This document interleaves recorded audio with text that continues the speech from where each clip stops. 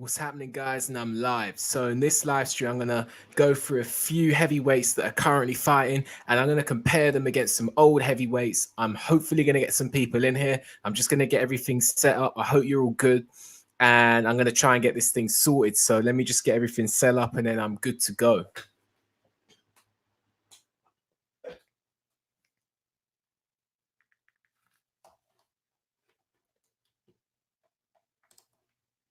If you come in here, hit the like button as well. I'm just getting everything set up, and then I'm good to go. I'm just gonna get right into this.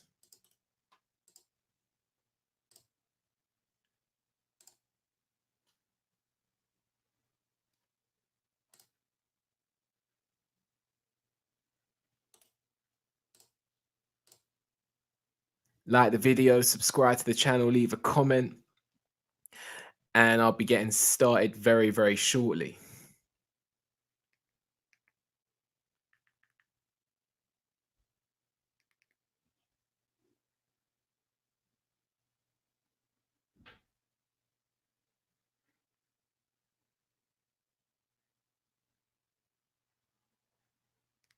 This is the boxing chat room. So if this is the first time coming in, welcome, and make sure you hit the subscribe button.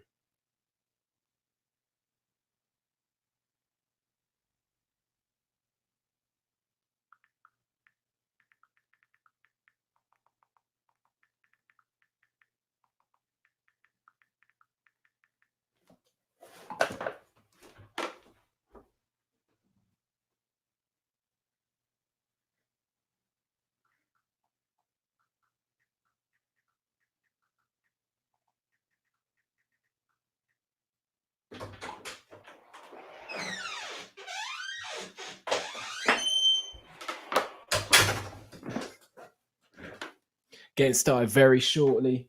Let's say this is the boxing chat room. If it's the first time you've been in here, make sure you subscribe. And that's what I'm saying, man. That's what I'm saying. Just getting a few things sorted, and I'm going to get into this.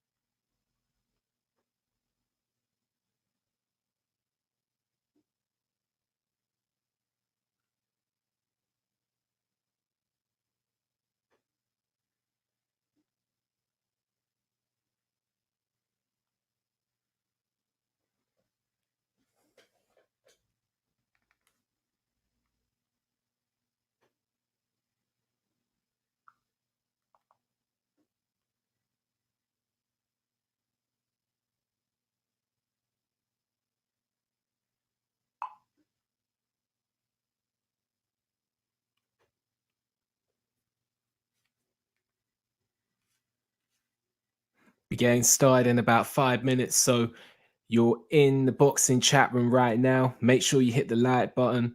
And that's how it's going down, man. That's how it's going down. Just getting a few things sorted, and I'm going to get in there. Have a look at the description box and get started on the chat. Just getting some of the guys on here, and I should be getting into this very, very shortly. So just hold up for a sec, and I'll be into this.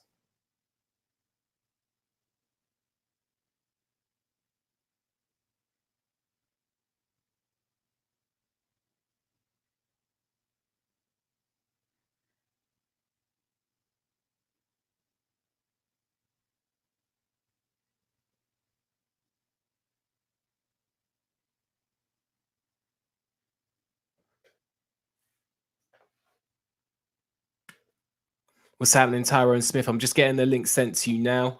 I'm just putting the link into the chat. I'm putting the link into the chat, but I'm also going to send it to you directly. Just hold on a sec, and the link shall be with you.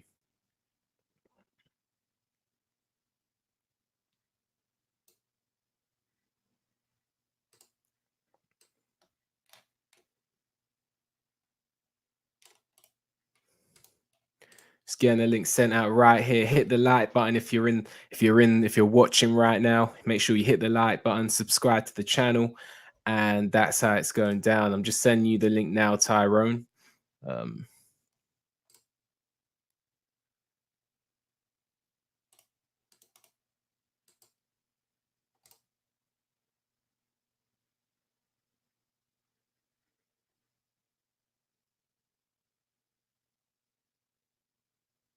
That link is on its way to you right now.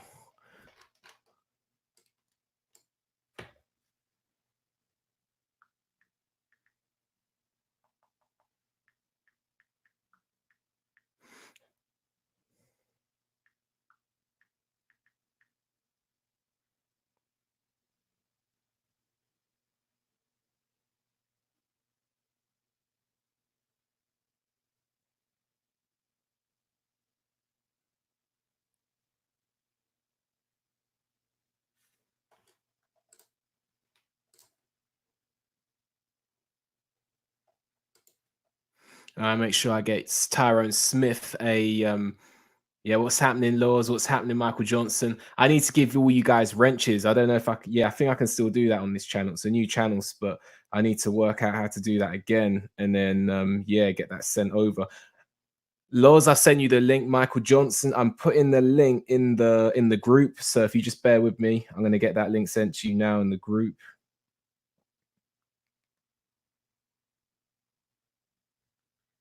I like this whole idea of yeah, Laws, I've actually sent that to your email, bro. I've actually sent that to your email address. I put it all in the group anyway. The link's just gone in the group for anyone who wants to go in. So in this video, I'm going to be talking about current heavyweights vs old heavyweights. I've got a list of matchups I want all of us to go through. I want to know all of your opinions on it. Make sure you hit the like button. And yeah, man, we're going to get into this. This is going to be a good little discussion.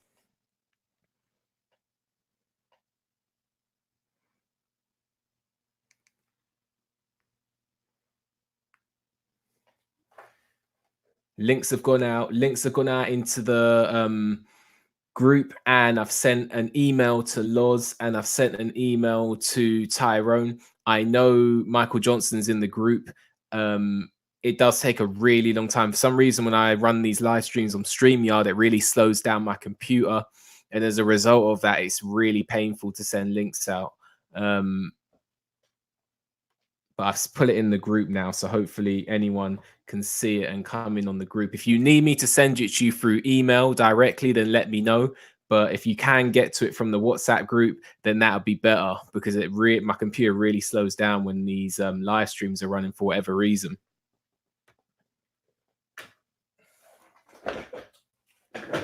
But yeah, man, I'm going to be talking. I'm going to give it a few minutes just to see if anyone can get in before I start. And then I'm going to start, and I'm going to be talking about these heavyweight matchups. Just a bit of fun right here.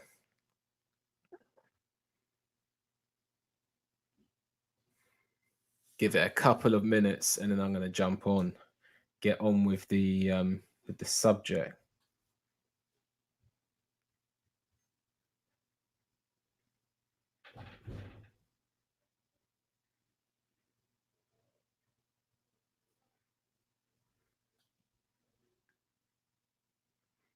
This is going to be interesting, this one, because I think a lot of people like to think about old heavyweights as being like better, but in a lot of cases they are. But there's also, I don't know if fighters like Tyson, for example, will be able to get rid of certain fighters in just a round, like a lot of people might say. So I think this is going to be interesting.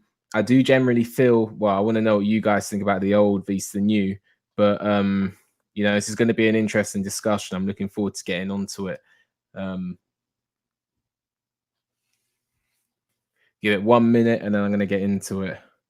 For some reason, I need to check this again, but it didn't come up. The live stream didn't come up, I don't think, on YouTube. So, maybe YouTube have found out about this channel as well. Los, I've sent it to your email, so let me know. I've just sent it to your email address. Check your email. I sent it to you, and I sent it to Tyrone Smith. You should see it in your email. I'll check that one more time for you, but it definitely went to your email address. It definitely went to your email address. I'm going to send it to Michael Johnson on the email as well. But Loz, that went to your email, at 9:15, and I'll send that to you one more time. I'm going to send it to everyone. I'm going to try and see if I can get it to a couple people in the email.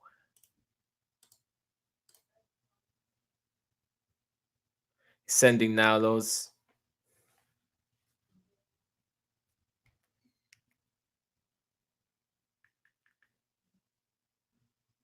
After I've sent these out, I'm just going to get started so that, you know, if it isn't working, well, some people hopefully be able to get on it. If not, then, you know, but it says the message has been sent. My computer really slows down, but that has been sent to you, Loz, straight up and down. That has been sent to you. And I'm going to send this again to Tyron Smith. Let me do this again. I really don't see why this wouldn't have sent, but I'm going to send it one more time.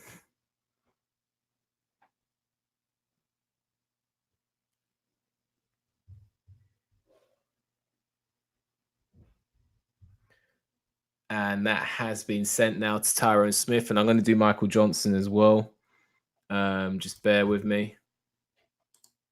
I'm going to do Michael Johnson, and then I'm going to get started straight away. So hopefully it has been sent, and hopefully you can join me. But I am going to have to get started. I'm not going to stay on for a really, really, really long time today. So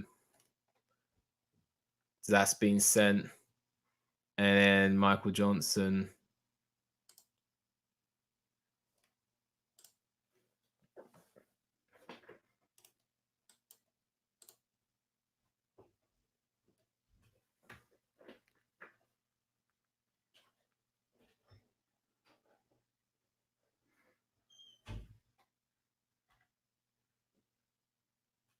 Let me just check. Yeah, Michael Johnson, that's been sent to you. So I'll send that out to 3 people now. I hope some other people can come in, and I'm going to get started right now, just for the fact that I do need to get this started. I'm not going to stay on for too long. I've sent that to 3 people now. So yeah, man, these heavyweight matchups. So you say you're backstage now, Michael Johnson backstage. Let me put you in. Yo, what's happening? You good, Michael? What's happening? I couldn't hear you at first when I came Nothing in. much, man. Nothing much. Just out here, man. I thought I'd do a little bit of a live stream. I'm gonna probably take a couple of days off during Christmas Eve and Christmas Day, but I just wanted to fit in a live stream. How about you? How's things? Oh, it's going cool. Can't complain. All good. And Loz as well. What's happening, Loz? You good? Yeah, can you hear me? Yeah, I can hear you, man. I can hear you. How's everything?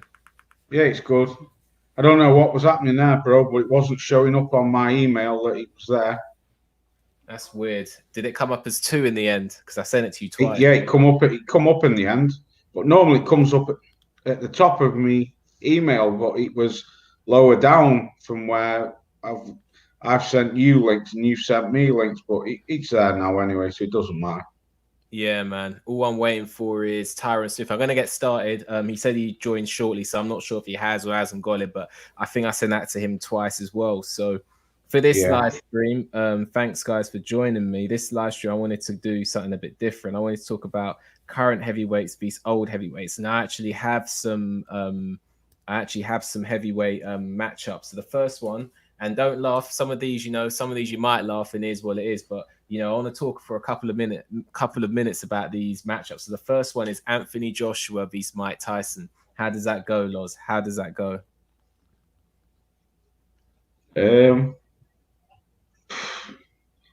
What era of Tyson? Prime Mike Tyson. Yeah, how does that go? Fucking hell, like the Frank Bruno fight, the first one. or the second one.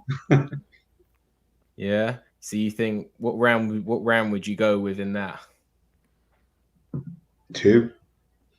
Round 1 or 2. A prime Mike Tyson was fast, great at dipping under the straight right or the straight left jab, and he had one of his favourite moves was to dip underneath the jab and come up with the right uppercut, stroke left hook, or left uppercut, stroke right hook. Mm-hmm. Now, I think Tyson was 5 foot. Was he 5'10"? Yeah, maybe even a bit shorter. Yeah. And what's Joshua? 6'6". Yeah, around that, maybe 6'5", and 6'5", yeah. Yeah, I believe he did destroy him very easily. yeah.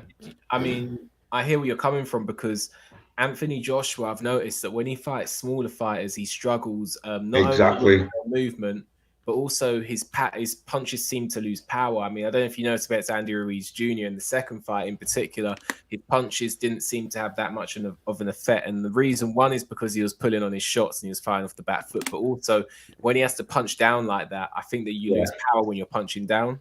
So Pushes do. yeah, not only that, but also I think you see how Andy Ruiz was able to close the distance at times against Anthony Joshua. Mike Tyson has got, his feet are a lot faster than Andy Ruiz Jr.'s. So yeah, I can see exactly where you're coming from. What about you, Michael Johnson? Is this a stupid question for you? Well, you know, it kind of is, but you know, it is what this is what people want to hear and stuff like that. So, you know what I'm saying? People will want to fantasize how the fight will actually look like if it, you know, if you can get these two cloned, you know what I'm saying, and put them in 2020. You know what people want to see what the outcome is, you know, regardless of who says what and stuff like that. It's just you know, uh Mike Tyson being some people's favorite fighter and Anthony Joshua being other people's favorite fighter. I think that, so it's not really stupid, but well, I wouldn't say it's stupid because people would want to see it if those guys were you know, in the same era coming up. You know what I'm saying? But I don't think necessarily Anthony Joshua struggles with shorter fighters. I just think that he just struggles with fighters, period. Especially with fighters that have head movement, decent hip movement, and with some foot movement. He just can't seem to get these guys. Look at Carlos Takam. He wasn't going in there like, you know, a what you call him, a Dillian White or a Derek Chisora. He has a little bit more head movement. He has a little bit more hip movement. And being a shorter fighter, you are going to have to be able to slip a jab or two, like Laws was saying. You're going to have to dip and all that to get out of the way of a job to get a punch in. But I see Anthony Joshua, you know, getting hit with a left hook. I see him getting hit with a left hook because Mike, he loved the lunging him. And Mike Tyson, I wouldn't say when he first started losing, I think he was still in his prime, but he wasn't in his prime shape. He didn't have his prime focus. He had cocaine and other problems and stuff like that. And I wouldn't blame that on the you know, Tyson getting in there with fighters, Mike Tyson getting in there with fighters and that had dog in them or didn't fear him and stuff like that. That was a totally different Tyson that you know, against Holyfield and against Lennox. That was two different Tysons. You know what I'm saying? So, you know, people feel I don't think they fail, but I just think that they don't take that into greater consideration as you know, but then again, you know, Mike Tyson's training back then was totally different than a lot of training right now. And a lot of people would love to have those trainers back then in their camp and stuff like that so they could learn some new techniques. Hell, look at Klitschko. Look what he learned from. And look how he was able to reign and win a whole bunch of fights and stuff like that. Look how he was able to get Anthony Joshua and hook him up. It didn't look his style didn't look polished at all to me against Andy Ruiz, but in the end, you know, the result was that he won. But I think Mike Tyson, like Law said, it's going to be either uppercut. I mean, because there's two things, you know, that we saw with Anthony Joshua: the body. You know, those body shots that Mike like to open you up with so he can hit you up top. Yeah, good point. And those, and like Law said, those uppercuts were vicious. Yeah. And the left hook. You know what I'm saying? Mike Tyson, yeah, he had a jab, but you know, the jab wasn't the thing. It was just the knocking people out. Yeah. You That know, was a good point you just touched on, the body shots to open you up and then to come up with the uppercut, then hook. and back But it, then, Laws, you know, you had to have a chin. Like yeah, yeah, you could get away with not having a chin, you know, but sooner or later you was going to get hit. These guys were quick. yeah, These guys were quick, they were fast. I mean, they had stamina, they had grit, they had all that. Like when you see some cats like now we get a surprise, you know, you get a whack or a dual pulse, or you get a one of these guys up in there, they could take a body punch, they could take a head punch and just keep on going. Hell, even Tony Harrison, I was like, look at this motherfucker. He's taking these shots and stuff like that, but those shots start wearing him down after a minute. They start taking a toll on him. But he surprised me with taking a lot of those shots that Charlie was getting. But you know, I think Frank Bruno, I think he whatever. I just think Anthony Joshua would get knocked out. yeah. And the thing is, Mike, as well, they were a little bit lighter as well back in the 90s. Not as heavy as what they are today. I don't think Anthony. I mean, we all said Well, it. some of them, if you know what I mean. Yeah, I mean, you had your big boned guys, and then you just had guys that, you know, up in the gym, up in the weight, hitting the weights. I never think that, you know, I never thought that Anthony Joshua would be anywhere and remotely in the vicinity of 250. Just doesn't I know you want the power, you want to have that extra weight, you know, and that extra power and stuff like that. But that's not gonna you can't beat everybody like that. 15 rounds back then as well, so they were lighter. They would have won. Yeah, in the 80s. Yeah. Wasn't it the 80s they stopped it? Yeah, late 80s, won it.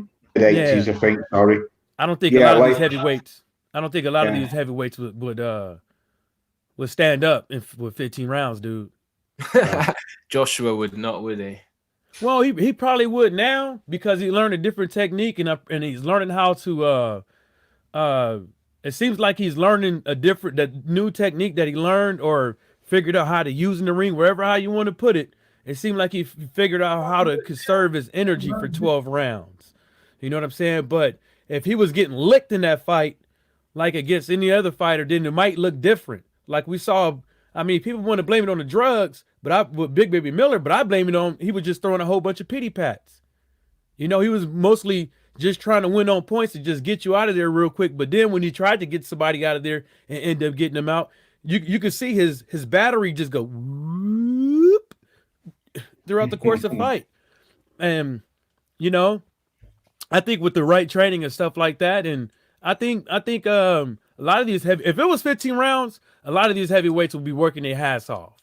They won't be doing what they're doing right now. They'd have to, wouldn't they? I don't think they because that's dangerous. It was dangerous, and not only that is you were damn near guaranteed a knockout because somebody's going to get tired and just going to get hit, or get hit too many times to where their body just like kind of how James Toney was Evander Holyfield was looking against James Toney. Yeah. That's fair enough. I think Joshua would probably get knocked out against Tyson. I just don't think Joshua would be able to deal with the sudden sort of barrage of punches that Mike Tyson would come out. I wouldn't be surprised if it was a first round knockout, to be fair. First to one round to 4 rounds, it wouldn't surprise me. I just think the only chance Joshua would have is to tie up and to make it into the later rounds, because Mike Tyson, after a few rounds, he did slow down and he was a bit inconsistent.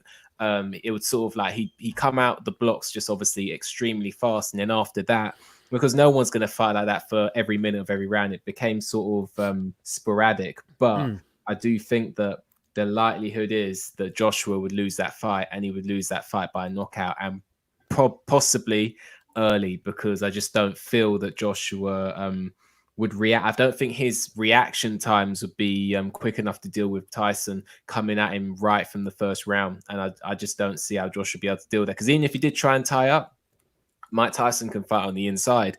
So he could get knocked out on the way out of a clinch or in the middle of a clinch or trying to wrap him up. So I don't see Joshua beating Mike Tyson. The next one may be slightly more interesting. I'll start with you, Loz, and that is Deontay Wilder vs Evander Holyfield. How does that go? Ooh, that's a good fight. That. What a prime Wilder now versus a prime Holyfield. Yeah, we're talking all primes. When I talk about these, I'm talking about. Oh, you're talking all prime. Yeah, okay. I'd have to go for Holyfield. Yeah, you better. I'd have to go for Holyfield. Oh, based on because Holyfield was very good at. He had great footwork, a great engine, very clever fighter. Loved to do feints. Loved his feints, didn't he? Like pretending he'd go in and then he wouldn't, or pretend he wouldn't go in and he'd go in. He was another good one at slipping under the jab. Not so much as Mike Tyson at slipping under the jab with an uppercut, but sort of like just dipping his shoulder a bit and throwing a straight right or throwing a jab. I think Holyfield would.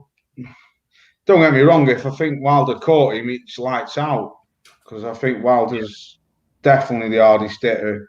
Well, he's up there anyway. He's one of the hardest hitters of all time. But I just don't believe that Wilder would be any match for Holyfield. Holyfield was a great technician and very great at working out his opponents.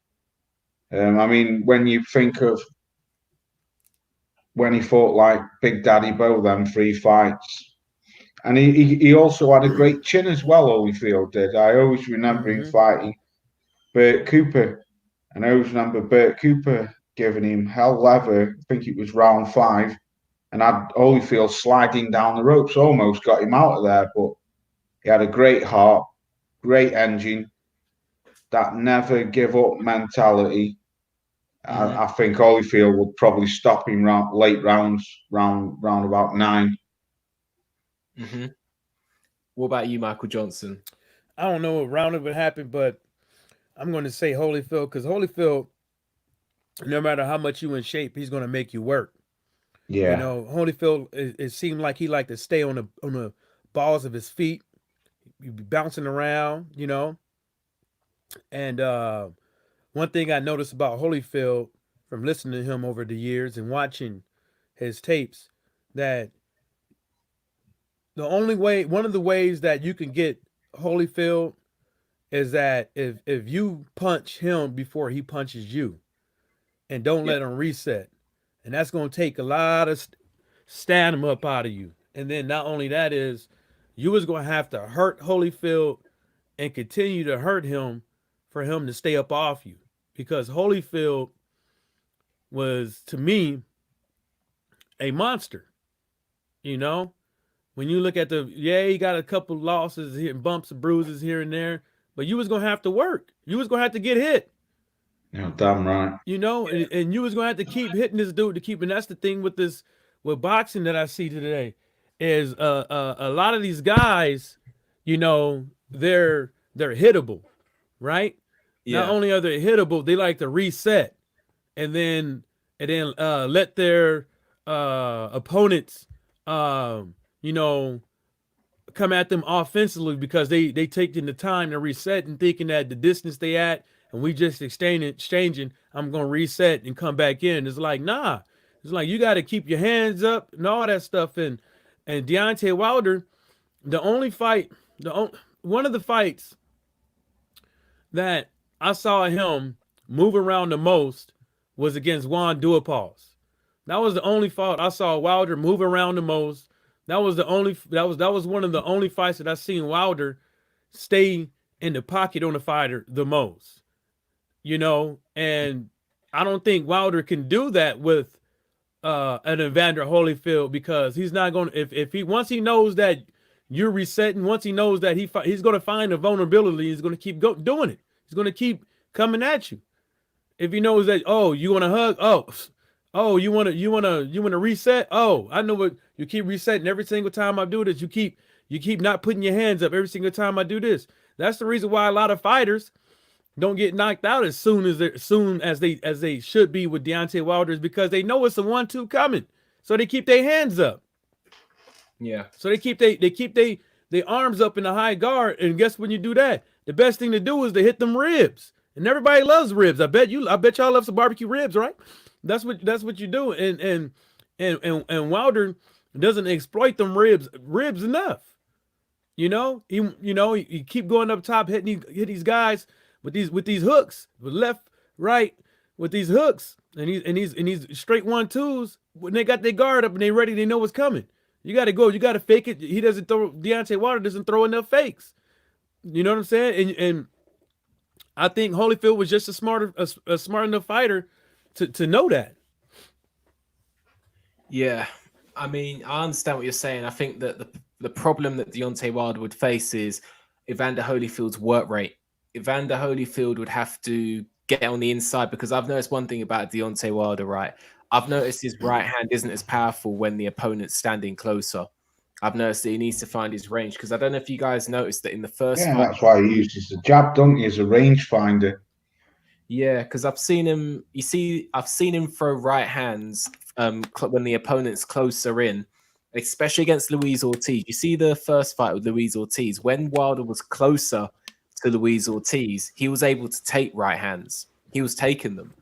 It was only when Wilder got his distancing that he was able to land the right hand and hurt Ortiz. But whenever they were close and Wilder wasn't fully extending the right hand, or he was kind of swinging it, Ortiz was taking it. Now, Evander Holyfield would have to get on the inside a bit like he did against Mike Tyson and stay there. Otherwise, the only thing is, I would probably go with Wilder in that fight. And I know you two are going to think that's like, why would I say that?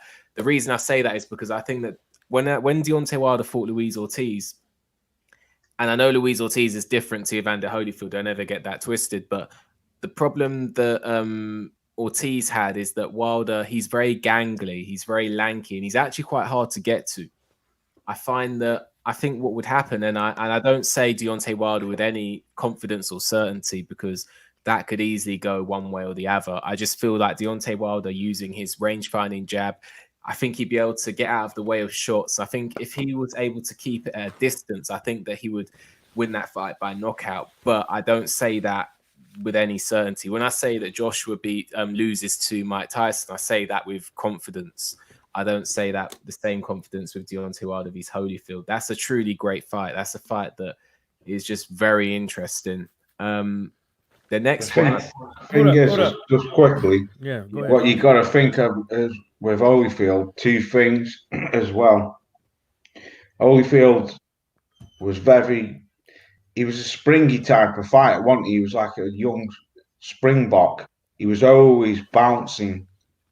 And I always find them type of fighters who bounce up and down and always dipping his head, they're very hard to hit, them type of fighters. And plus, Holyfield had a fantastic chin. You got to remember he fought Larry Holmes, George Foreman, Ray Mercer, Burt Cooper, Big Daddy Bo, Michael Moorer, Tyson, Lennox. All them fighters could hit. Yeah. I still think that Wilder learned his 1-2 from I still think he learned that 1-2 from Klitschko. For some odd reason, every time I see him throw that 1-2 like that, not Klitschko. Sorry, not Klitschko. Lennox Lewis. Because you watch Lennox Lewis, how he throws that 1-2, and how he kind of just it's effortless. It's like no effort whatsoever. Just a boom boom. And I'll be like, man, I wouldn't even fight that dude, man. I wouldn't fight neither one of them. Them dudes tell me they want to fight, man. I'm whipping out a shotgun. But with Wilder, what I noticed is not all of his punches had that same pep, like the knockout ones. And it's like sometimes I don't think he fully commits, because he knocked out Spilka with a right hook in the inside. Yeah. But at the same time, Spilka was kind of, leaning into the punch. So maybe that counts as maybe that's should be accounted for. But I just don't think that's Wilder's game plan, is to throw punches in the inside, being that lanky fighter as he is, because he could get caught one thing I don't like about Deontay Wilder is how another thing is how he um, puts his head down and can't see the punches coming when he's dodging hooks and stuff like that sometimes. Mm-hmm. I would, if you're gonna do that, you might as well dip with them knees, put your hands up, you know what I'm saying, and not just, use, you know what I'm saying, put your hands up. But yeah, what else you got, man? Just very, very quickly before I move on to the next one, did you guys see F.A. Jabba getting dropped by Kouadzi? Yeah, and that was all F.A. Jabba's fault. I don't think that's a big deal. No, I didn't. You still didn't see it? No, I've not seen it, man. Oh, he had him hurt. He had him hurt too. He got lucky the bell ring too. What did he have, like 20 seconds left? Yeah, it wasn't long. Yeah, the problem is with F.A. Jabba is, man, I don't think like when you watch how he fights, it's just like he's standing up like a number 2 pencil, right? And then another thing I noticed is, like, when they're fighting in the inside, he's still standing up like a number 2 pencil. The guy is throwing punches and he's just putting his arms up to block the punches. Cause he's a big dude. Yeah. He's a real big dude. And he doesn't do it. He has zero head movement as far as I'm concerned. And now how I say it was his fault is because he knew to pounce on the guy, but he didn't want to hurt him. Yeah. You see what I'm saying? He saw the guy wobbling like that. He looked at the ref, and the ref looked at him, and then the ref go look at the guy. It's like, damn, look at his legs. And he was like, come on, get him up out of here. But it's like, I don't think he wanted to hurt the guy. Then when he went up in there, the guy kind of, got a little bit of bearing back. And it was like the guy just loaded up on the punch and jumped and lunged into it. It's like F.A. Jabba doesn't know how to catch it. Wasn't the guy throwing that same, what was it, left hook? Wasn't he throwing that same shit over and over again? Right hook? Yeah, he kept catching a Jabba with the right hand. He caught him numerous times before the knockdown anyway. With that same thing, right? He's catching him with the right hand. Yeah. All he had to do was, that's the only punch he had to watch out for that guy with. Because that dude, he was putting everything into it. And he's quick as well. He might be a journeyman, but I don't know if you noticed, he had some hand speed there. And here's the thing. I mean, here's my sort of analysis on the whole thing. I don't think it's a major concern that he got dropped. I don't think. I mean, it doesn't suggest that he has an iron jaw. It doesn't suggest that he's got like a David Tua chin, but it doesn't mean he's got a glass jaw either, because he got caught square on, and he also caught a left hook that wobbled him. If you watch it again, right, he caught a left hook and his legs kind of did a funny dance, and he just walked. He carried on punching after, and he carried on fighting after. And then he got caught with the right hand, which was actually kind of similar, not too dissimilar to Marcelos Wilder getting knocked out by that last guy, I think Long or whatever his name was. It was just like a short shot, wasn't it, that dropped him? It was like a little short shot, sort of a short counter. And but to be honest with you, my analysis on it is it's not the end of the world. It's not a major. It is a concern, not a major one though. And if anything, it proves that, I know it's at a lower level, but he's now been knocked down, he's got up, and he's stopped the opponent. So that's not the worst. That's the best way of looking at it for him. And also, the other thing is his feet. I don't know if you noticed about F.A. Jabba, but his feet are very wide, very wide. His feet are very wide apart, and he's very upright. And I think the problem was he was getting caught, because you probably noticed as well, he was getting caught by Kouadzi before the knockdown. He was actually getting caught quite a bit. So because his feet are so wide, it's harder for him to get out of the way of shots. And because that journeyman Kouadzi actually had quite fast hands, I think that was giving him some issues. But I still like F.A. Jagba. I don't know about you. I still like him. I don't think it's, he's a bum now because he got dropped. Fighters get dropped. Wilder got dropped, didn't he? So it's not the end of the world. It is a concern, but not a major one. So, he got dropped, he got up and he stopped his opponent. There's some things to work on, and I just wanted to know what you guys thought. And I've seen, it doesn't mean he's going to get stopped by Dubois. I mean, I still pick Dubois at the moment, but it doesn't necessarily mean anything. but it could mean something. That's, he just needs to work on some things. The next one I have is interesting. Tyson Fury vs Larry Holmes. I'll start with you, Loz. All right, I'll start with Michael Johnson. I think Loz is got his mic turned off. Well, I think Larry Holmes will get him. Not the flabby and sick one. if you get the Tupac analogy, but I think he'll get him. I don't think you can.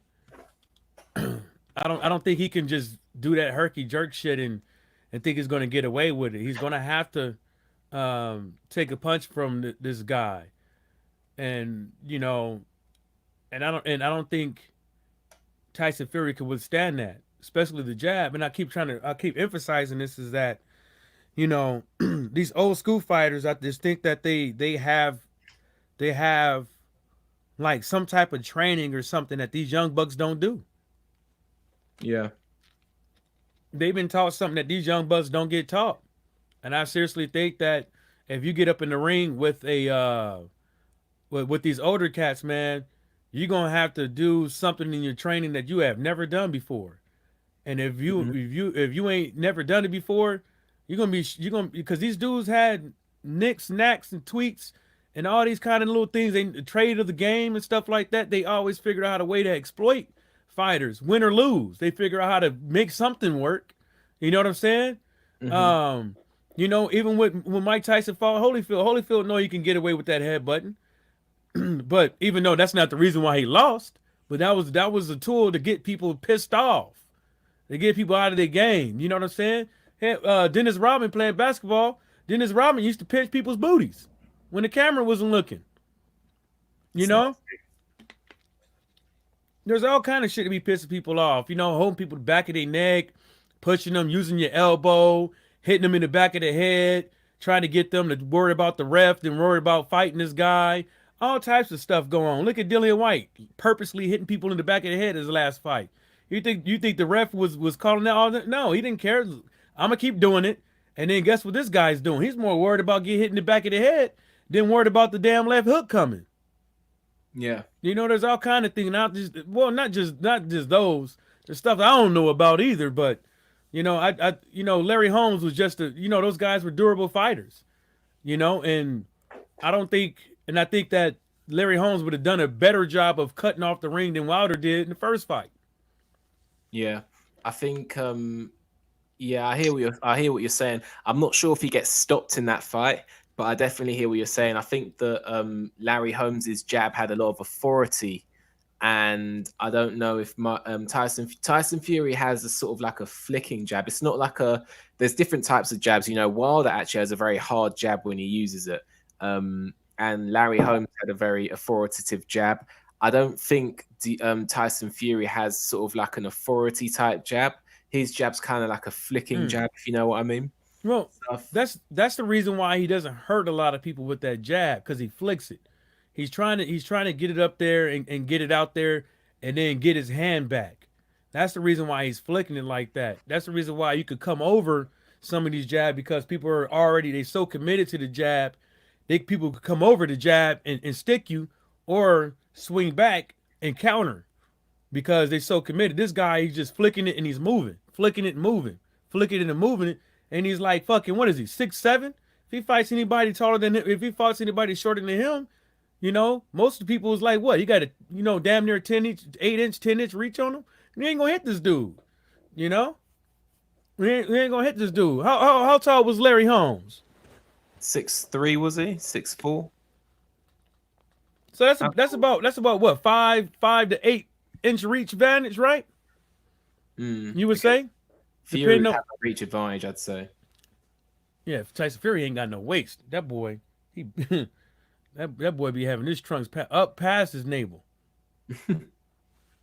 Yeah, I mean, but there's nothing to take away from these fighters. What we're saying, it's like all these guys is good fighters. Is just these guys.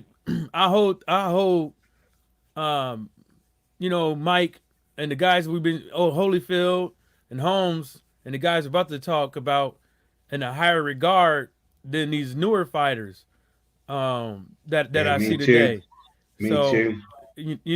I hold them. I have Because that's some of these guys I grew up watching. Some of these guys I grew up watching, even the reruns on TV with my uncle and stuff like that, and got to hear what the hell he got to say about boys pulling their pants up and how they grew. These are men and y'all youngins, y'all don't know nothing about this. Y'all soft and all this crap. I hold him in the higher regard. That's what he used to say. Us young, we soft. We not built like those guys were back in the days. But every now and again, we get fights that like a Sean Porter and Earl Spence. Like every now and again we get those type of fights to where I think Tony Harrison versus Charlo. I think that was a good fight. There's a lot of good punches, hard punches landed, by both sides. And it was a very exciting fight, I thought. Yeah. What are your thoughts, Loz? In terms of Tyson Fury versus Larry Holmes, how does that go for you? That's the easy one for me. I think Larry Holmes destroys Tyson Fury within 6 rounds. Larry Holmes, like you touched on before, had a fantastic jab. Also was a great puncher and a big hitter. Could take a punch himself. And like Mike just said before, that pity pat jab off Tyson Fury, excuse me, that pity pat jab off Tyson Fury ain't gonna bother Larry Holmes. Larry Holmes would walk through anything what Tyson Fury's got. Don't get me wrong, Tyson Fury's got good skills and that. But Larry Holmes was very good at closing off the ring, like Mike said. Plus he could take a punch. I don't believe anything what Tyson Fury's got would even bother Larry Holmes. I think Larry Holmes would destroy him within 5 or 6 rounds. Just a second. There was something you said, Laws, that I noticed a lot of fighters back in the days, and some fighters I've seen it more with the guys we're talking about, because that's the reason. This is the reason why Mike Tyson ended up with a bald spot in the center of his head. Is that these guys now is like they don't know how to time it and just take the damn jab and hit the dude, because when you're seeing some people, they just palm with a jab, or they throwing like these meaningless fucking jabs just to get them out of there. It's like sometimes it's best to just attack, because it's nothing. You'd be better off trying to get this guy out of here instead of having this guy tap you upside the head for 12 rounds. Yeah. You just, and I don't see a lot of these fighters taking it to somebody. Now Derek Chisora do it, but I don't like the way he does it. Dillian White ain't been doing his last couple of fights. Well, I ain't even want to count his last fight, because I think that was the worst. Trash. I think that was the worst Dillian White we'll ever see. Yeah. I think Larry Holmes destroys Tyson Fury. I don't know about the destroy though, but I easy. I just think anything what Tyson Fury, he's too many pitter-patter things. I mean, don't get me wrong, if Tyson Fury was able to make Larry Holmes miss with the jerky body movement, what he does, then he'd probably win on points. But there's no way Tyson Fury's knocking out Larry Holmes, and in my eyes, I just think Larry Holmes would cut the ring off, get him in the corner, and I just think once he got him in the corner, he wouldn't let him go. Even though Tyson Fury is good at getting out of the corner and getting off the ropes, I just think the Eastern Assassin's power would be too much for him. That's fair enough, man. He calling by his monarchy. I'd have to I'm undecided on that one, so I'll let you two sort of go with that. I'm not sure. I think Tyson Fury could go the distance. I think he could go the distance. I'm not sure though. I just think I'd have to see, because the problem with Tyson Fury is what Fury turns up. The one against Klitschko, the way he fought against Wilder, or the way he fought against Otto Wallin. Now, yeah, but KT, the thing is, even if it was the Tyson Fury, what turned up against Klitschko, a lot of that was holding Klitschko, frustrating him. He wouldn't have. I don't believe he'd have the chance to hold Larry Holmes. Larry Holmes would push him off and counter him as he pushed him off. I don't know. I think Larry Holmes would destroy him. Yeah. But sorry, bro, go on. That's Sorry all for right. cutting you off. I've got two more because I don't want to stay on forever tonight. I'll have stuff. Yeah, me too. The next one, Luis Ortiz vs George Foreman. I'll start with you, Loz. You better not. You better not. Boy. Prime George Foreman. Well, that's a good question because even Prime George Foreman was easy to hit, and he was easy to hit. Luis Ortiz, great counter puncher, great footwork, big puncher himself. I don't know. That is a really good question actually, because if you watch the Ron Lyle fight versus George Foreman, Yeah. George got tanked loads of times and he goes down quite a lot of times in that fight. But George showed great heart as well. And does Luis Ortiz hit as hard as Ron Lyle? Are his boxing skills better than Ron? I don't. That's a good fight. That really is a good fight. And I'm talking Prime, prime Ortiz prime Luis Ortiz. because that's So you not go. prime. I don't think Luis Ortiz in the last fight, the last two fights, or I don't think No. I'm it's talking like been, 5, 6 years ago. yeah, the one that fought Brian Jennings, for example, and Tony Thompson. Yeah, that's a good fight. That is. I mean, I think if George caught him, it's lights out. But I don't know because it's hard to say because Luis Ortiz, we never saw him tested in his prime, did we? No. Even though Wilder beat him, and he's still a great fighter, and he still showed the other week that he's still in the top 5. But I can never really say much about Luis Ortiz apart from I class him as a great fighter, but I never got to see the prime Luis Ortiz mixing it with the big fighters. That's a good fight. That I don't know, you know. Well, I'll answer it for you, Laws. Go on, then, bro. Well, I'm gonna kind of stick with my boy Laws with some of this stuff because Yeah, you're right. hold up now, because Laws saw more of Foreman's fights than me, so Yeah. I'm gonna kind of stick with him on little things, but I don't see a lot of these heavyweights taking them shots.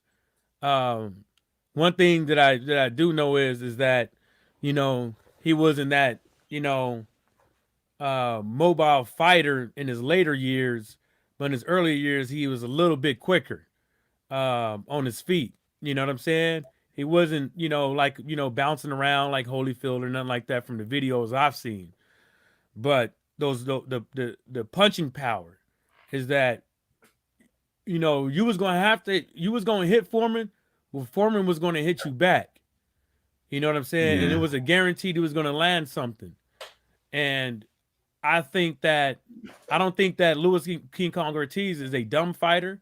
I think he's a very smart fighter. He just happened to get caught by Deontay. Well, it wasn't a lucky punch. He just happened to get a little bit not laxed, but he forgot for that one split second with Deontay Wilder. So I'm not going to take that away from him. That's just the way it is in heavyweight boxing when you're dealing with Deontay Wilder. If you forget what you're supposed to be doing or where you're supposed to be at in the ring, and he hits you, you're gone. But I kind of don't know with this one, man.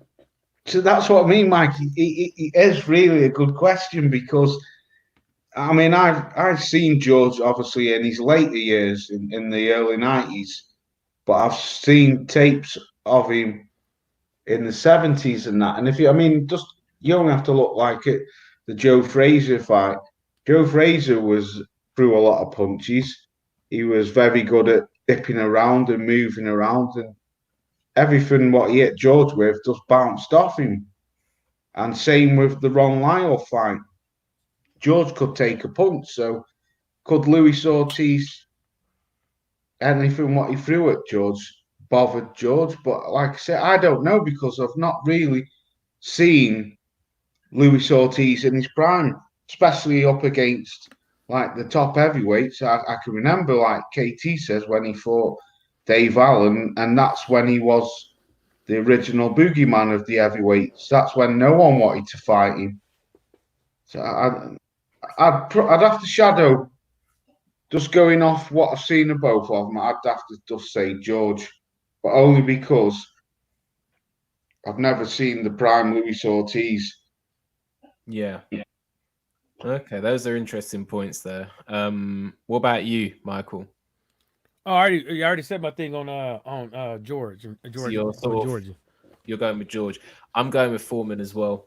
I think that Ortiz could mess him around for a bit. I think Ortiz could be winning the fight. I just think that if George Foreman ever got Luis Ortiz up against the ropes and started throwing those wide swinging uppercuts, those body shots, I don't think that Luis Ortiz is going to be able to take it. I think Luis Ortiz, gets taken out.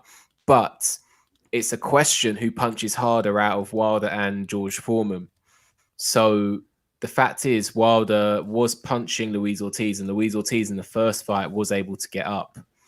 So, it's a question. Luis Ortiz can take a punch. Obviously in his last fight, that's Deontay Wilder, but I don't think if anyone else got him on the floor, I think if anyone else got him on the floor, there's a good chance he's getting up. It was just the punch he got caught with. That was lights out. I think most heavyweights wouldn't have got up from that. So I'm going with George Foreman. However, I think Luis Ortiz could be winning the fight. And I think that he could make George Foreman look very clumsy. And lastly, the last one is Oleksandr Usyk vs Ken Norton. I'll start with you, Michael, because Loz's mic switched off. No, oh, shoot. What's up? I'm going with my last one is Oleksandr Usyk vs Ken Norton. I think Ken Norton gonna kill him. Yeah. And the reason why I say that is because Usyk hasn't been tested in the heavyweight division, and he stepped up. Granted, first fight. Granted, it was his first fight. He didn't look too good, but I'm not keen on Usyk right now because Usyk doesn't seem like he has enough power to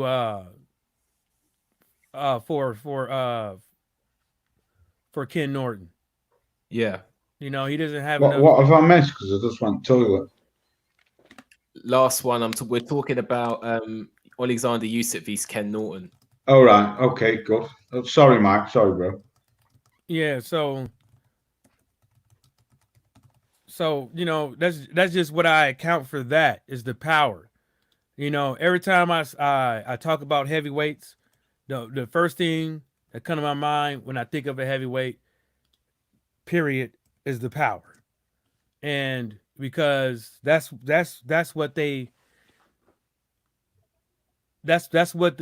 you see when you see heavyweights. You see power, and it seems like everybody wants a power like the way Deontay Wilder had, body power, body shot power like the way George Foreman had. Everybody wanted this power like Muhammad Ali with the speed and everything. People wanted this power, but not everybody can have it.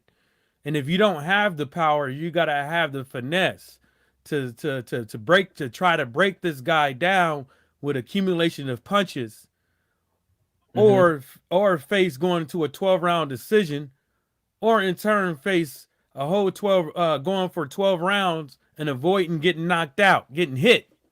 And I don't think Usyk has that right now. That's fair enough. What about you, Loz?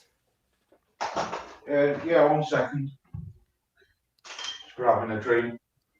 Yeah, I'd have to go Ken Norton all day on that. I agree with Mike. Don't get me wrong, I think Usyk was a great cruiserweight. I think Usyk's got very good boxing abilities, boxing skills, good foot movement. But like Mike said earlier, I think he lacks power now he's moved up. This moment in time, the boat's out on Usyk because I've only seen that fight with Chad Witherspoon's. and he got tagged a lot in that. He got tagged in his last cruiserweight fight off Tony Bellew a lot. Bellew was doing quite good in that fight until he gassed. I think Ken Norton had a fantastic engine. He has a great movement, great jab, but he had a suspect chin. But nah. Ken Norton all day. Ken Norton all day for me. Even though he got knocked out a few times off, Big George flattened him. Didn't Larry Holmes flatten him? And who was it? Jerry Cooney flattened him. I'm not actually sure, to be honest with you. Yeah, I think Jerry Cooney, the white Irish guy, he flattened him. He destroyed him, in fact, Jerry Cooney did. But I'm not saying that was a prime Norton back then. But nah, I'd have to go for Ken Norton all day long. He was trained, former Marine guy. He was built to do 15 rounds, like what we were talking earlier. These fighters were built to do 15 rounds. Nah, Ken Norton all day for me. Kills him. Yeah, I'm not sure. I think I'm the only one. I'm the only one here going with Usyk. Actually, but it's my question though. If you're not sure on this fight and you're gonna go with Usyk, the question is, we haven't seen Usyk fight anyone at heavyweight yet. That's what I was. We seen him fight somebody, but he wasn't. That guy was nowhere near up to speed. It was like Daniel Dubois fighting Fujimoto. You know what I'm saying?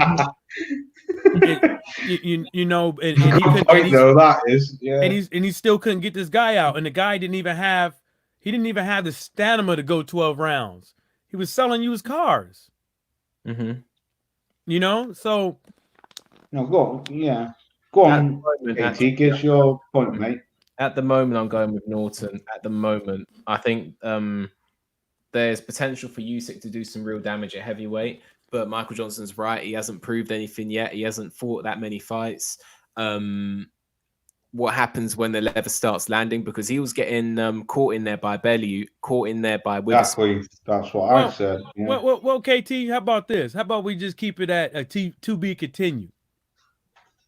Yeah, why not? Just to be fair to Usyk and Usyk fans out there.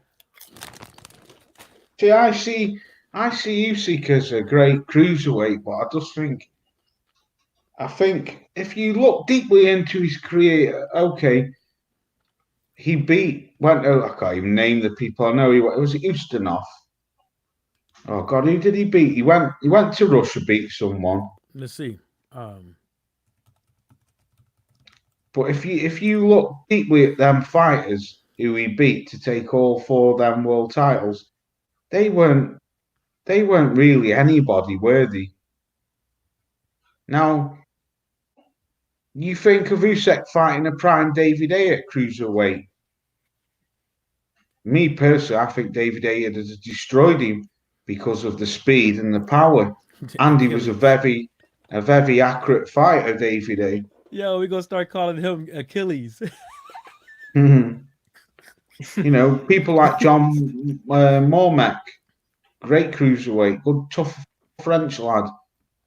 I like I say, I definitely think Ken Norton has a flatlined Usyk, but Usyk's yet to prove to me. I think he's a hype job at heavyweight. I think he was a good cruiserweight. But like you said before, KT, he got pieced up off Bellew, and then Bellew gassed, and that Chad Witherspoon was piecing him up. And he was a used car salesman, though. Yeah, so there you go. So I'm definitely going for Usyk. Tyrone says he's backstage.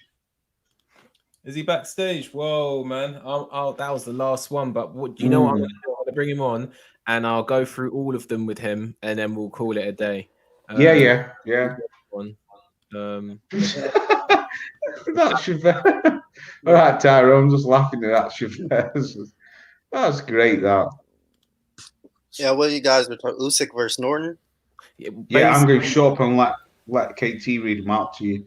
All So right. basically, what we were doing is we went through a load of fights. Maybe you were listening, and we were saying who would win in these fights. It's current heavyweights, these old heavyweights. We've done all of them, but since you're here, I'll stay on for maybe about 10 minutes. I'm going to ask you what your thoughts are on all these fights. Give me like a brief summary of what you think would happen. So the first one is Joshua vs Mike Tyson. Tyson. Yeah, easy. Yeah. Easy work. I was gonna hit him with the rock. It doesn't matter. I ain't gonna do you like that to Tyrone. Go ahead. What's the next one? It's your late ass. Deontay Wilder pay. beats Evander Holyfield.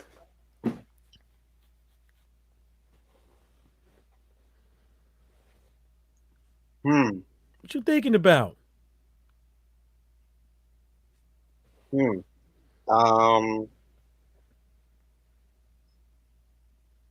Wilder. You go with Wilder as well. The other two went with Holyfield. I went with Wilder as well. And then the next one is Tyson Fury vs Larry Holmes. Larry Holmes. Yeah. Larry Holmes. Fair enough. And lastly, not lastly, there's two more. Luis Ortiz vs George Foreman. George Foreman, definitely.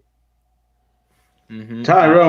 Tyrone, sorry to butt in. You've got to think these are all prime fighters. Both fighters in the prime.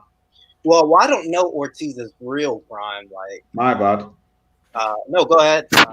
So when I'm talking about Luis Ortiz, I'm talking about the one that fought Brian Jennings and Tony Thompson, because I think that's closer to his prime than when he fought Deontay Wilder. I still think he was all right when he fought Wilder, but I think when he fought Brian Jennings, he was better. Yeah, I think. I don't think Ortiz can. I know Wilder hit him, but I think Foreman will probably catch him. Yeah, with something for sure. Body shots as well, Foreman. Yeah. And then Usyk vs Norton was the last one. Ken Norton. All right. Usyk has the power, and I agree with Laws. I think me and Laws talked about this. I think a prime David Hay beats Usyk. I don't think Usyk's resume at cruiserweight is any better than what David Hay did at cruiserweight. I mean, Breedis, Gassiev, Huck, Glowacki. Are they really that Glowacki, that's who I was thinking of. Sorry, Tyrone, yeah. Yeah, Glowacki is about to be knocked out by Okolie, I swear to God. And and you know Okolie, if Okolie was right outside my front window, I'd put the shutters down. I wouldn't. Yeah. That is Lawrence Okolie you're talking about, isn't he? That's. Yeah, he's trash, man. Like, he's definitely going to beat Glowacki. Glowacki cannot take a shot if literally his life, his kid's life, his great grandkid's life depends on him. He has no chin whatsoever. Yeah. He's going to take it out. But I don't think those guys are that much better than John Mark Mormet, Macronelli. Exactly. That's what I said. Yeah. Frabamigian or Frag. Who's that guy who cut him for the first time in his career? Oh, God. Yeah. I know what you mean. Can't think of his name. That's what I mean, Tyrone. I think David Hay would wipe the floor with Usyk. John Mark Mormet is better than yeah, Mormat was a tough dude. Mormat was. Yeah. That's where that's the fight where I do give David Hay credit, because he had David Hay all over the show, wobbling. What was it? David, pardon, mate? It was like in the second round. I know there was an American commentator over here, and I was watching back the fight, and it was like, David Hay really blasted him. Yeah, he did. Yeah. Oh, don't say that again. Yeah. Mormac had David Hay doing the Bambi dance. He had him all over the show, but fair credit to Hay. Hay knocked him out in the end. He was a tough dude, Mormac. Mormac. What do you think, Hayden? I'm actually not sure on that one. I mean, at the moment, if you were to ask me, I'd say Norton. I don't think Usyk's proved anything at heavyweight.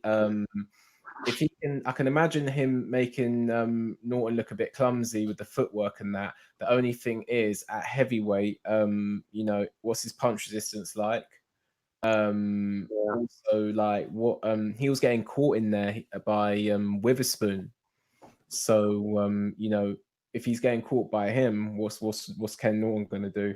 And then Tony Bellew was getting him in there. So I think actually, you know, at the moment I'm going with Norton. I need to see more of Usyk at heavyweight. The other thing is it's quite worrying the amount of right straights that Bellew was tagging Usyk with.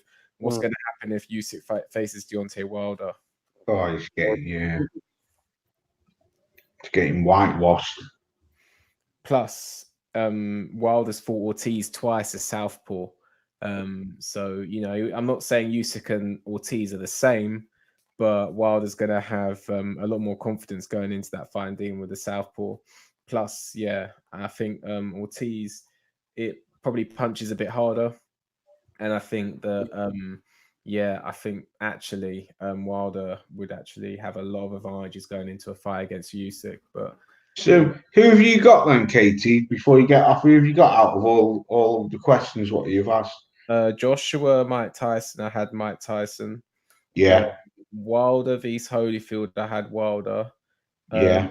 Ortiz Foreman. I had Foreman. And Yeah. I'm gonna go with it. I have Norton for the Usyk. So we're pretty much on the same page, I guess. Yeah. I had Tyson for Joshua. What was the second one? Wilder Holyfield. Wilder Holyfield. I had Holyfield. What was the third one? Fury Holmes. Oh yeah, I had Holmes for that. I forgot about that. I had Holmes in that one. Yeah. Holmes Fury. Yeah, I had Holmes. And then what was the next two? Norton Usyk. Norton Usyk. Yeah, I had Norton. No, I thought there was another one before.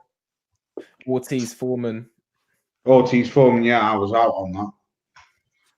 Only because I haven't seen the prime. Yeah, that was interesting. That was fun. That I enjoyed that. Yeah, man. You better make up your mind, Laws. You better make up your mind. It's only you got. It's one. It's either one or the other. It's no in betweens. Well, you were out. You didn't know what to say. I know, right? That was fun. That I enjoyed that, Katie. Yeah, man. I thought it'd be something different. You know, I think I'm gonna have fun with this live stream channel. Just to do something different. So when you see this channel, when you see videos on this channel, you know it's going to be collaborations and live streams. And I think that it's a good way to go. And then I'll do standalone videos on my other channel at the moment. So yeah, man, I think this will be good. And yeah, I'm going to leave it there. I probably won't be on until Boxing Day or the day after Boxing Day. So all of you have a good Christmas. Yeah, Andrew. But still, although I'm not going to be on making videos, probably let me know, of course, if you guys are going live at any time, and then I'll probably join in if I'm in. I might do tomorrow, just for one last one before. So I'm moving on Saturday, so I'm off tomorrow. So hit me up. Yeah, because usually Badu, I slipped 2 fights. What slipped my mind, didn't it? It's Gamboa. Yeah, and Badu Jack and Usyk are fighting. Gamboa, Tank, and Jack Pascal. That's it, John. That's a good fight, that. Pascal and Badu Jack. Yeah, those guys, man. Marcus Brown fucked up because he let the door in. Yeah. Somebody like Badu Jack to come back. He cleaned Badu Jack out. Badu Jack thought he was going to come in and another bullshitting draw. Oh, I won that fight, and he didn't do that. He lost to Lucha Bute. And he had 4 draws. Then, like, literally, the guy has 4 draws. He only got 1 back because Lucha Bute got a no contest or DQ or whatever because of failed drug test. But he basically has 4 draws at top level guys. He can never get out of the hump, and I don't think he has a second gear. I don't like Badu Jack at all. I do. Don't you start ripping mine. Don't you start ripping Badu Jack. Badu Badoop. I'm only joking. He's a good fighter, Jack, but he's too old now. But too old, and if he fights Brown again, or if that ever comes up, he's getting knocked out. If he fights any top, I agree there. Badu Jack.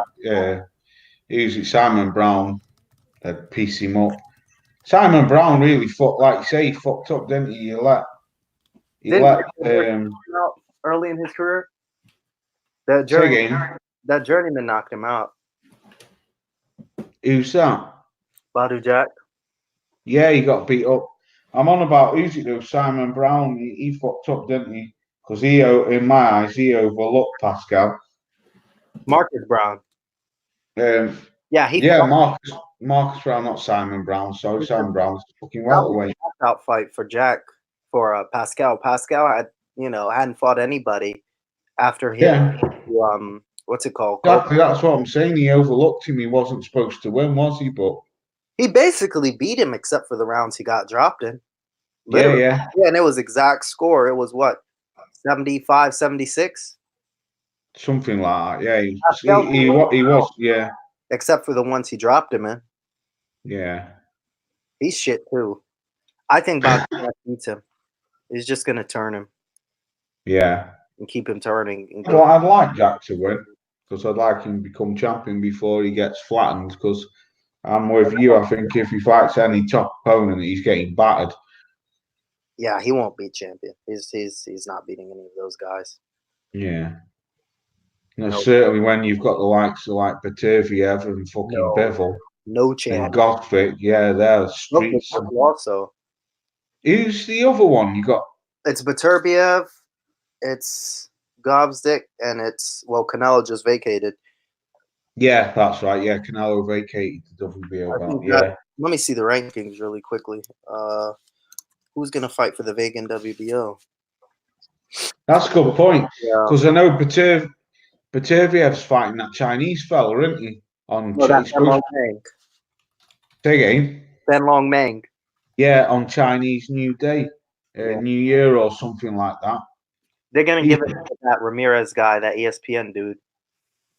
Right.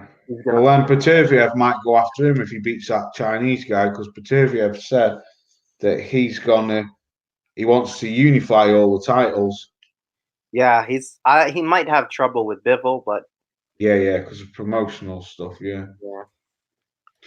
I enjoyed that, KT. That was good. Thank you, bro. No worries, man. No worries. It was fun to do as well. Hopefully, we'll have some more like that in the future. Yeah, man. Everyone have a good Christmas. If I don't speak to you before then, and yeah, man, I think I'm going to end it there. One big up to someone else just quickly went in the chat, didn't they? That's Alex. Yeah. Big up to Alex as well. Make sure everyone hit the like button, and yeah, man, we'll keep these live streams going. And I think that's it. So, peace, everyone. All right, fellas. Peace. Is anyone else going live, or is that it? Yeah, I don't think I'm going live. So, all right, Tyrone, put your channel in the WhatsApp group just so that I can subscribe to it. All right. Yeah, I'll put it right now. All right, bro. Peace out. Peace.